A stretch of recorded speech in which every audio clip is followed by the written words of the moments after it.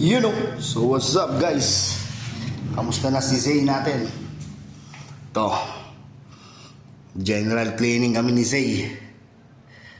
Alright, baklas lahat. Kailangan na linisin.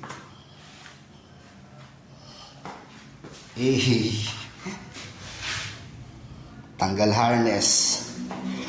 Kailangan ko nang i-rewire yung harness nyo.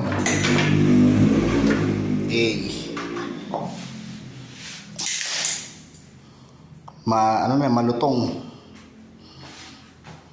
Kailangan na nating i-check ang wiring, baka may mga putol na dyan. Tamang repaint. Pag natanggal ko lahat to, pababa ang makina, i-repaint yung chassis. Baklas lahat, pati pang ilalim. General cleaning yan. Kalat nga.